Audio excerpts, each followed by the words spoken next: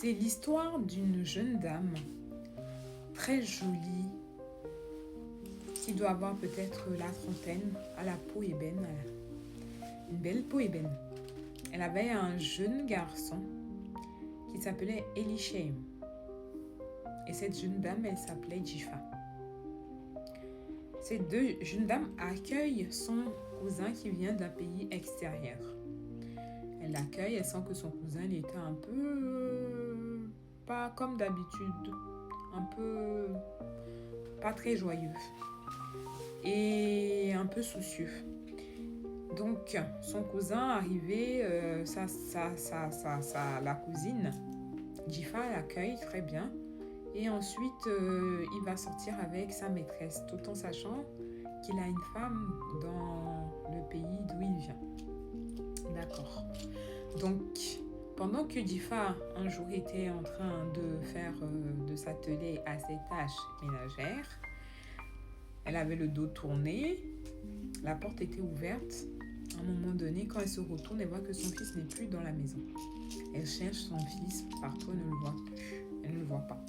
Elle s'est dit que peut-être il est peut-être parti, juste à côté dans le couloir, qu'il va revenir, ou il est peut-être descendu en bas. Ils étaient dans un appartement, il est juste peut-être descendu en bas.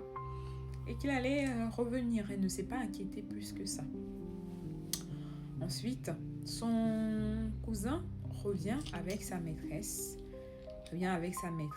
Et pendant qu'il était parti se préparer pour ressortir, sa maîtresse confie à Jifa qu'il est fausté. Elle voulait dire fauché. Elle dit mais Jifa, franchement mon chéri là aujourd'hui il est vraiment fausté, hein. Vraiment très fausté, j'ai rien pu obtenir de lui. Ça a fait rire Jifa.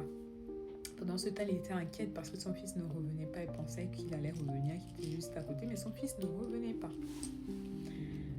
Au moment où elle voulait raccompagner devant la porte son cousin et sa maîtresse, elle vit un monsieur qui était venu avec son cousin, un monsieur du genre de Jifa. Et dès que ce monsieur voit tout de suite Jifa, il tombe sous le charme de Jifa. Mais il tombe sous un charme, mais à un point. Mais ce monsieur Jifa est tout à fait le genre de femme de ce monsieur, quoi. Comme il aime. Jeune dame, peau ébène, magnifique jeune dame. Et il s'avère que ce monsieur est un monsieur très, très, très riche, immensément riche. Donc ce monsieur est en train de se dire dans sa tête qu'il a tout de suite envie d'épouser Jifa. Il a tout de suite envie d'épouser, de faire d'elle sa femme. Et il se dit dans sa tête, j'espère qu'elle pourra me faire le garçon tant désiré. Il se dit que peut-être qu'elle ne peut plus concevoir, il ne sait pas trop grand chose d'elle. Il sait juste qu'elle a un petit garçon. Mais il s'avère que ce monsieur n'est rien d'autre que le mari d'une très bonne amie à Jifa, que Jifa n'a jamais eu l'occasion de rencontrer en fait. Donc un jour, étant parti chez son amie très proche, et ça faisait déjà quelques jours qu'elle cherchait éperdument son enfant, il y a un jeune asiatique, ancien commando, qui vient faire des comptes rendus à son amie. 2 fois de suite. La première fois, elle faisait des comptes rendus par rapport à son mari, au mari de son amie, sur ses va-et-vient, ses faits et gestes.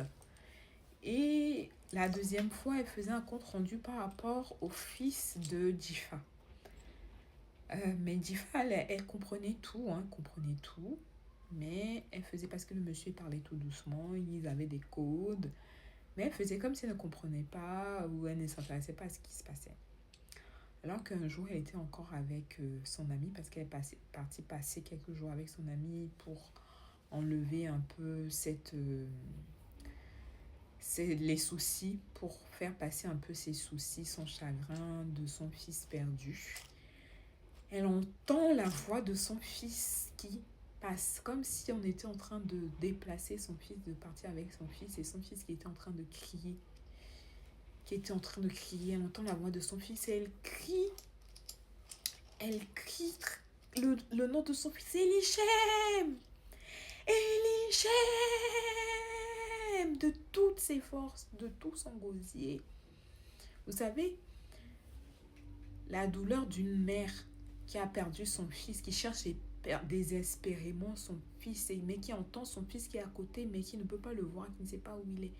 Vous imaginez ce cri-là? Elle crie le prénom de son fils, mais son fils ne lui répond pas. Elle lui dit, Elichem, réponds-moi, réponds-moi.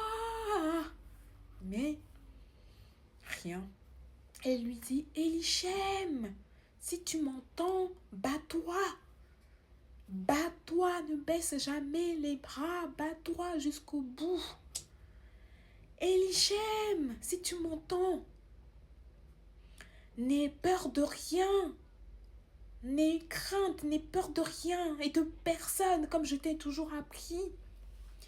Elichem, si tu m'entends, sache que je te retrouverai. Peu importe le temps que ça prendra, mais je te retrouverai très rapidement. Et après, elle se retourne vers son ami et lui dit, je sais ce que tu es en train de faire, ce que tu es en train de manigancer. Je sais, je suis au courant de tout. Je sais que c'est toi qui as enlevé mon fils, mais je ne sais pour quelle raison. Et je te promets de le retrouver. Quand je le retrouverai, quand ce jour-là arrivera, je ne te tuerai pas, mais tu resteras en vie pour mourir à petit feu. Oui, je te verrai mourir, souffrir à petit feu. Ce sera ma revanche, ma vengeance. Et une dernière chose. Ton ancien commando là, dis-lui que je fais partie du BW004. Dis-lui ça. Il comprendra. Et tu verras, la prochaine fois qu'on se verra, il se prosternera devant moi.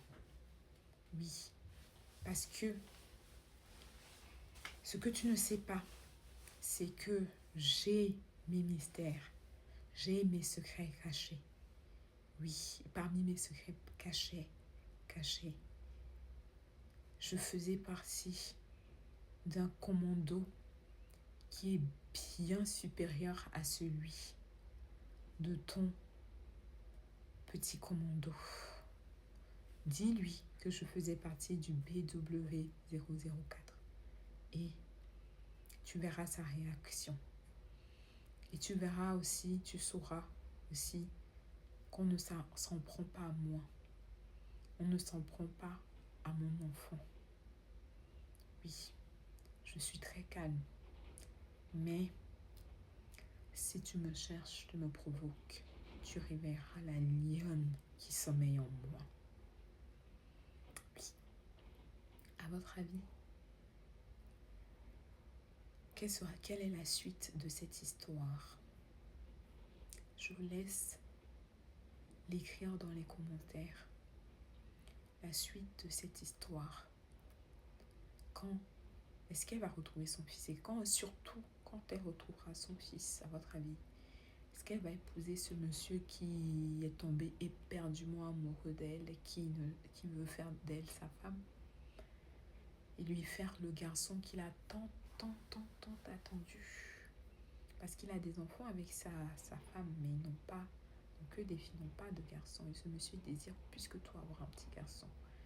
Qu'est-ce qu'elle va faire à votre avis? À votre avis, quand elle retrouvera son fils, comment va-t-elle faire payer à petit feu, faire mourir à petit feu cette dame? À très vite pour de nouvelles histoires. C'était les histoires cosy.